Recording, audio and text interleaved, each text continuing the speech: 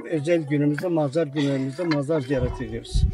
Bütün köyler, komşularımız hepsi geliyor. Bugün ziyaret günü. Bugün işte Bir dua okuyorlar. başta Hayır yapıyorlar. dava okuyorlar. Ondan sonra mesela toplanıyorlar. Hayır yapıyorlar. Herkes ne getirecek toplu halden dağıtacaklar. Her şey bitmiş zaman tekrar mazarlığı ziyaret edip dönüp eve gidiyoruz. Biz hazırlık yaptık. Gittik marketten çerez aldık. Kimi evde yemek yapıp veriyorlar. Yetişen yemek yapıyor. Yetişmeyen buraya çerezini alıp geliyor, dağıtıyorlar. Ziyaret ediyorlar. Komşular birbirini görüyorlar. Çerez yoktu. Şarjın altında börek yapıyordu. Kimi tavada yapıyordu.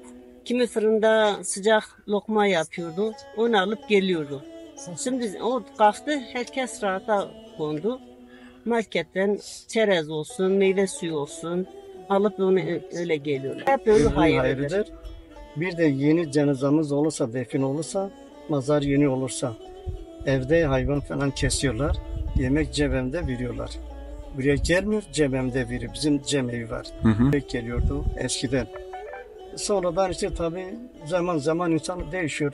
Adetler değişiyor. Şimdi yeni mazara bir koyun kesip getiriyorlar, burada dağıtıyorlar. Evet. Şu anda bütün halkın getirmiş olduğu lokmaları yine halka pay ediyoruz. Ölmüşlerimizin ruhuna gitsin diye. Herkes gönlünden ne kopuyorsa onu getiriyor. Evet. Herkes bütçesine göre. Lokmalarımızı buradan pay ediyoruz. Senede bir Haziran'ın 2. haftasına geliyoruz. Lokmalarımızı pay etmek için, dualarımızı okumak için. Bunlar gördüğünüz gibi lokmalarımız. Herkes sırayla pay ediliyor yani. Buran. Teşekkür ederim. Çocuklara da.